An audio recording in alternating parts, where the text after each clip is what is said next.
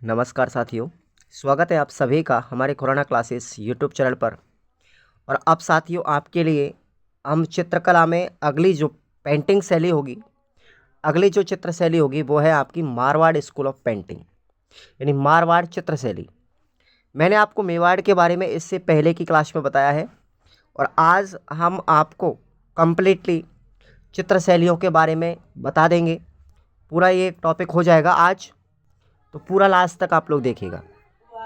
और जो विद्यार्थी राजस्थान जीके की टेस्ट सीरीज टॉपिक वाइज लेना चाहता है वो खुराना क्लासेस ऐप पर जाएगा, ठीक है, और 159 रुपये पेमेंट करके और पूरी topic wise Rajasthan GK history geography culture, ठीक है, जो मेंस के सिलेबस के अकॉर्डिंग, लेवल 1 के अकॉर्डिंग, लेवल 2 के अकॉर्डिंग, तो वो ले सकता है। साथ में ही 151 में आपको पात्रता की जितनी भी सब्जेक्ट हैं उनका भी टॉपिक वाइज एमसीक्यू बैच दिया गया है। तो जो ज्वाइन कर रहा है वो करता रहे और जो नहीं करे वो आराम से बैठा रहे। तो चलिए स्टार्ट करते हैं। Marwar school of painting.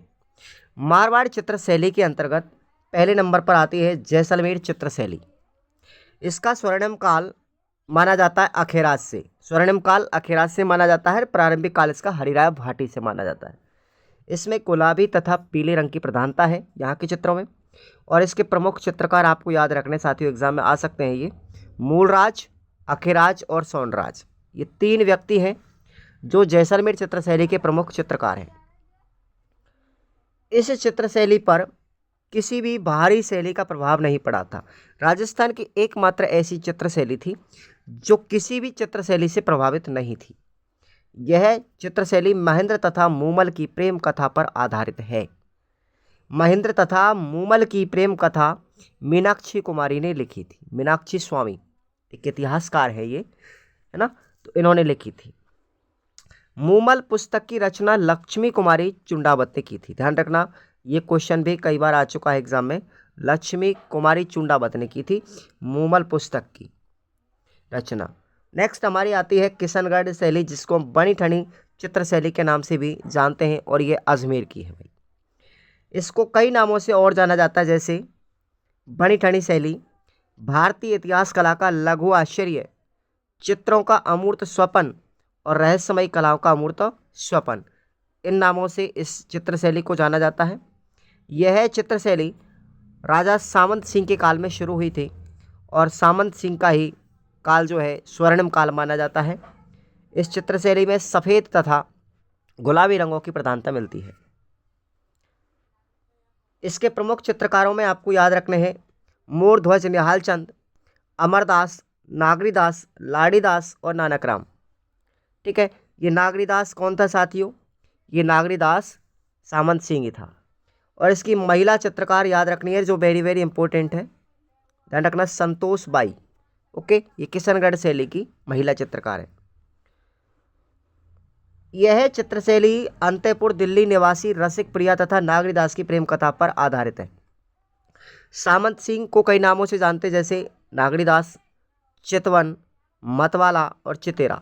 ये इतने सारे नामों से इस सामंत सिंह राजा को जाना जाता है। बनी ठनी के उपनाम देखिए, भारत की मोनालिसा कहते हैं इसे, उत्सव प्रिय कहते हैं, लवलीज कहते हैं और कलावंती।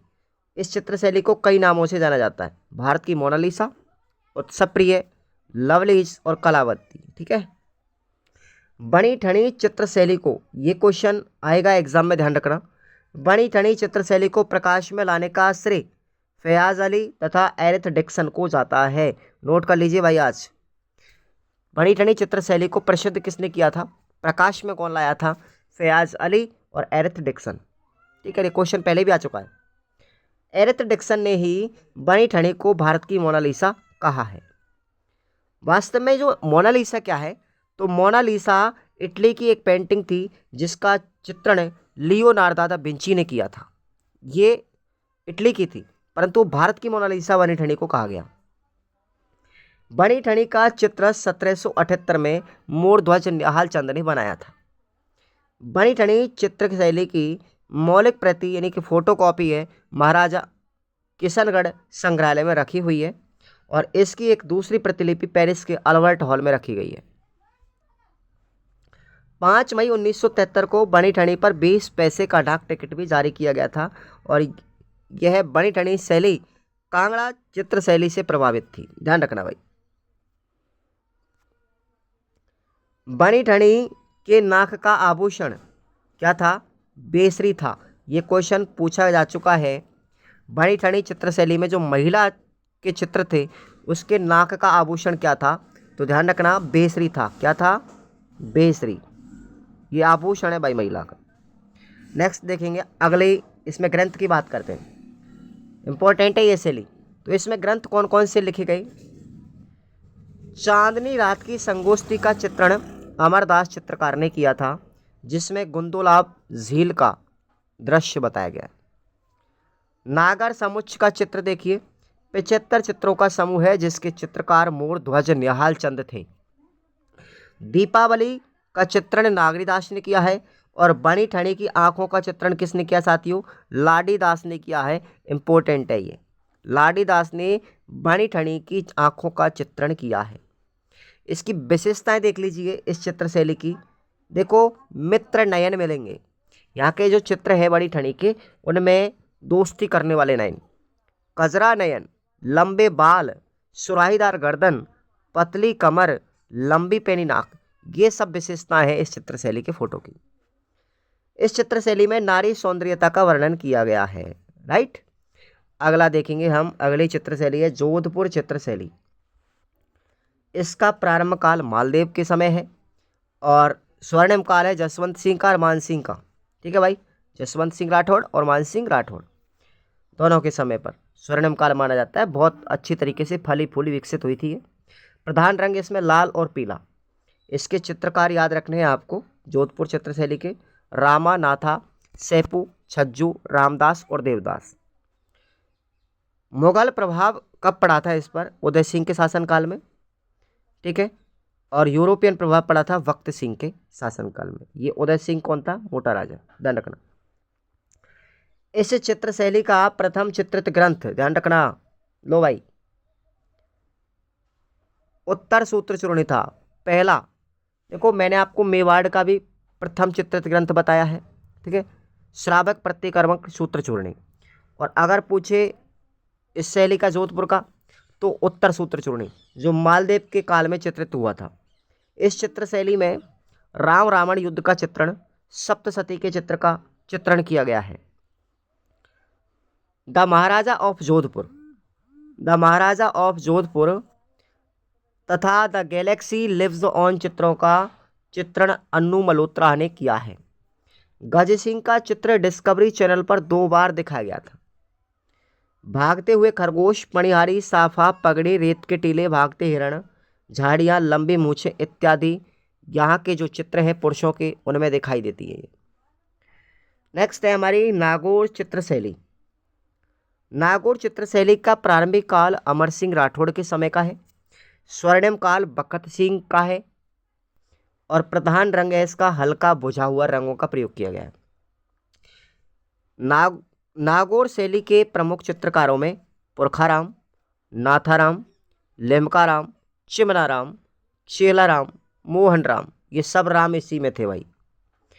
इसकी विशेषताएं की बात करें तो इस चित्र शैली के फोटो की विशेषताएं क्या थी? सामूहिक बातें करते हुए पुरुष दिखाए गए थे, पंख लगी हुई परियां दिखाई गई थी, जलकुंड में स्नान करती हुई नायिकाएं दिखाई गई थी, पारदर्शी वस्त्र एवं बादल महल सभी का चित्रण इस चित्र शैली के चित्रों में किया गया है। नेक्स्ट है हमारी बीकानेर चित्र शैली। मारवाड़ी की ही चल रही है साथियों, ये सब मारवाड़ी की चित्र शैली है, उपशैलियाँ हैं ये। तो बीकानेर चित्र शैली का प्रारंभिक काल राय सिंह के समय था। स्वर्णिम काल अनूप सिंह के समय था। प्रधान रंग थे इसमें बैंगनी, जामुनी और नीला। प्रमुख चित्रकार थे रामलाल, चोखा मुकुंद, राशिद, हसन, मुराद, अली राजा और सौरभ। तो ये आपको ध्यान रखना है। बीकानेर चित्र शैली की मुख्य पृष्ठभूमि मथेरण कला तथा उस्ता कला रही है। बीकानेर चित्र शैली के चित्रकार उस्ताद कहलाते थे क्योंकि ये चित्रों के नीचे अपनी तिथि तथा नाम अंकित करते थे।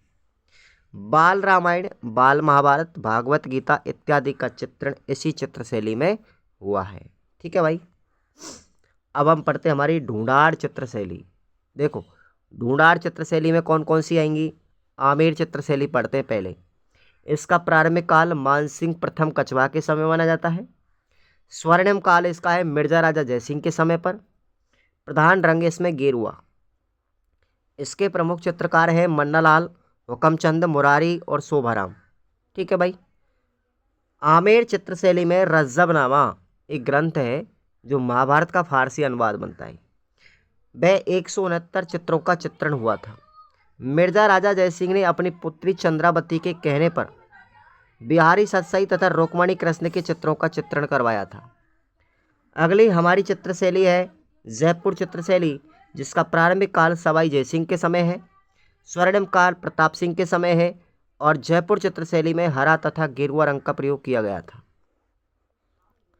इसके प्रमुख चित्रकारों में आते हैं गोपाल, उदय, हुक्मा, साहिबराम, गंगबख्श, शालिग्राम, गोपाल दास, लक्ष्मण दास तथा घासीराम।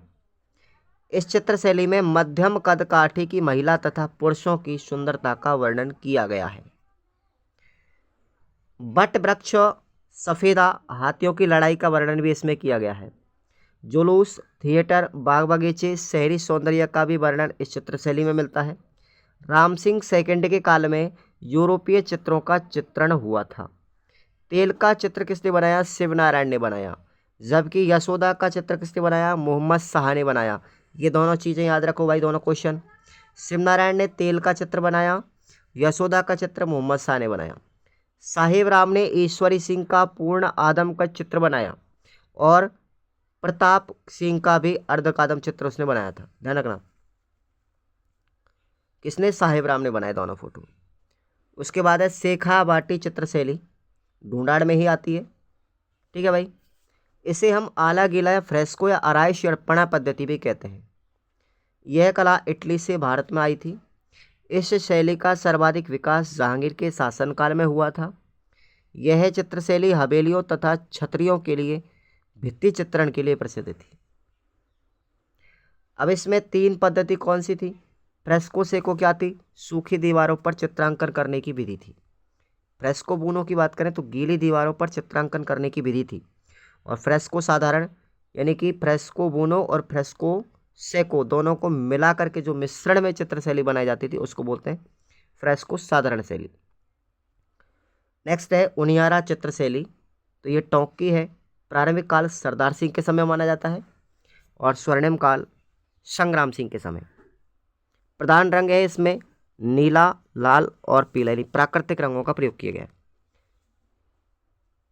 इसकी बात करें चित्रकारों की तो उनियारा चित्रशैली में मीरबख्श, धीमा, कांसी और लखन ये आपके चित्रकार हैं। मीरबख्श ने भगवान श्री राम, लक्ष्मण, सीता तथा हनुमान जी के चित्रों का चित्रांकन किया है। यह चित्रशैली जयपुर, बूंदी ये दोनों चित्रशैलियों का मिश्रण है। इसमें दरबार का चित्रण, ऊंट, शेर, हाथी का चित्रण किया गया है। नेक्स्ट हमारी शैली आती है अलवर चित्रशैली। ये ढूंढाड़ में आएगी, ढूंढाड़ की ही उपशैली है अलवर चित्रशैली। तो प्रारंभिक काल प्रताप सिंह के समय का है, स्वर्णिम काल विनय सिंह के समय का है। प्रधान रंगों की बात करें तो इसमें सोने और चांदी के रंगों का प्रयोग किया गया है। इसके प्रमुख चित्रकार हैं डालूराम तथा मंगल सेन, दोनों याद रखना भाई, डालूराम और मंगल सेन अलवर चित्रशैली के। राजस्थान की एकमात्र ऐसी चित्रशैली है जिसमें वैश्याओं के चित्रों का चित्रण किया गया है, गणिकाओं का यानी वैश्याओं का चित्रण किया गया है। यह चित्रशैली यूरोपियन शैली से प्रभावित थी। इस चित्रशैली में सर्वाधिक हिंदू चित्र डालूराम ने बनाए थे। इस चित्रशैली में सर्वाधिक प्रभावित मुगल चित्र किसने बनाए थे? बलदेव ने बनाए थे।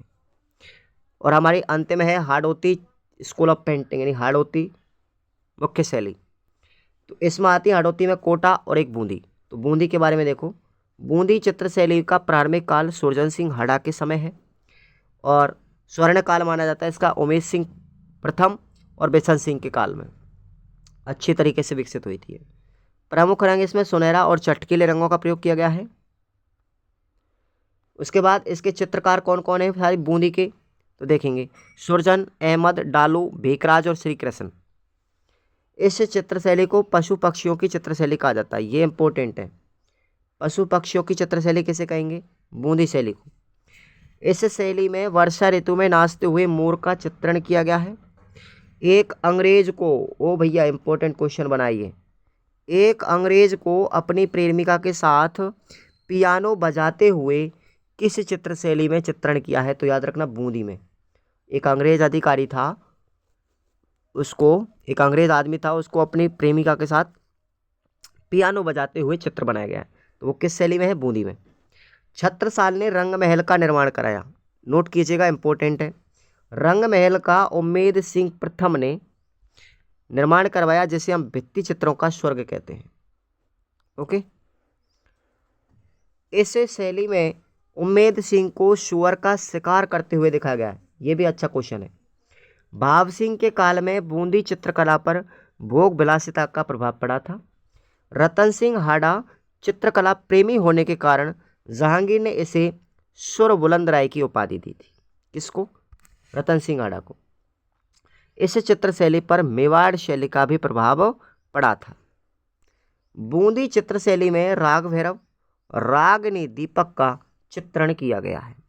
और हमारी सबसे अंतिम है कोटा चित्र शैली, और इसका प्रारंभिक काल माना जाता है राम सिंह प्रथम के समय, स्वर्णिम काल माना जाता है उमेश सिंह के समय, और इसमें हल्के नीले रंगों का प्रयोग किया जाता है।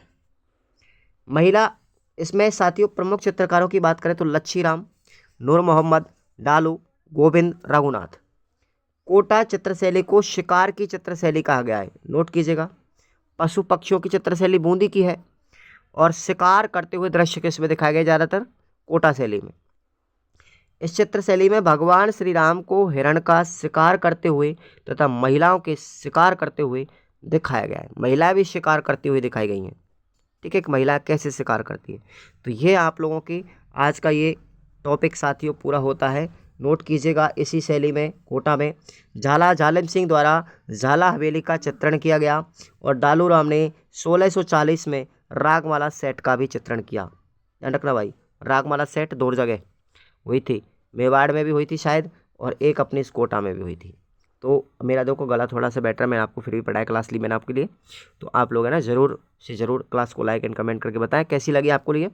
और साथियों आप लोग है ना चैनल पर बने रहेंगे रेगुलर, बस काम करते रहें आप लोग। Thank you.